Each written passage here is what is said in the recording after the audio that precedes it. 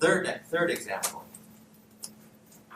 And I know these are a little bit dated for you, but I think most of you remember Jack Nicklaus. He said he never steps up to the ball to hit it without running this mental movie in his head of exactly where he wants the ball to go. You know, he doesn't just take out his club, sit down, and just whack. He in his mind at some point prior to every shot, he doesn't worry about how he's going to hit it. He's already got that program. But he thinks about where the ball's going to go. Is it going to cut? Is it going to slice? What kind of spin is it going to have on it? How's it going to land? Which way will it bounce when it lands? And which direction, in relation to the hole, is it going to go? He sees this perfectly in his mind. Okay. We find athletes all the time who talk about this process of visualizing and seeing themselves do something before they actually physically do that. Now, what is the science behind that? What is the psychology behind that? Why would they spend their time? I mean, why would they're not doing it? Why would anyone consider wasting their time if, you didn't know any better? Why would somebody think, well, you're not doing it. Why would you waste your time doing it? What's the psychology behind that? Yeah. We used to do that in basketball when we played, and what it would help me with is just focusing on getting my brain and everything else focused on the game and focused on what I was going to do, how I was going to do it.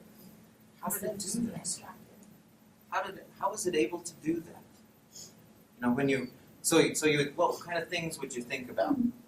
I would picture myself, getting the ball and then doing a layup or shooting it, or I would. Would you see yourself shooting it or making it? Would you see the ball going in the hole as well? Okay. And then I would focus on the sounds of the net swishing. Oh, okay. And when the ball bouncing when I was dribbling. I would focus on that. Why would you do that? So then you're not thinking about the rest of this things in your life. Okay, so it's an ability to focus, perhaps.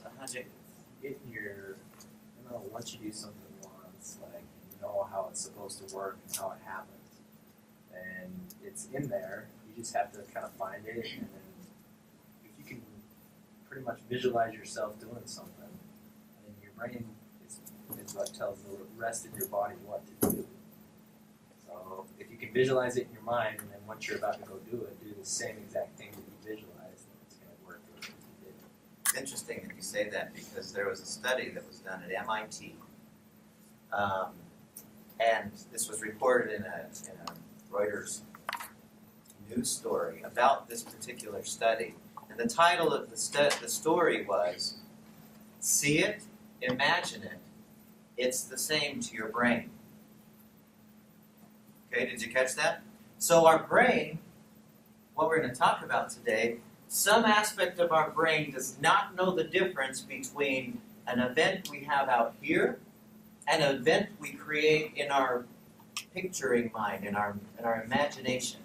It doesn't understand that there's a difference between the two, mostly. Not always, but mostly.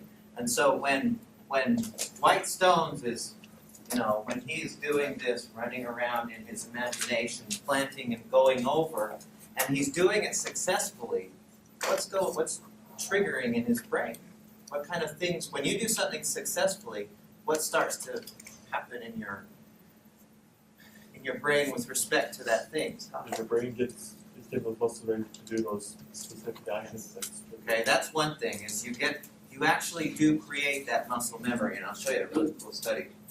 Your brain is when your body is more confident. Yes. And as confidence increases, performance increases. There's a direct relationship. As confidence goes up, so does performance.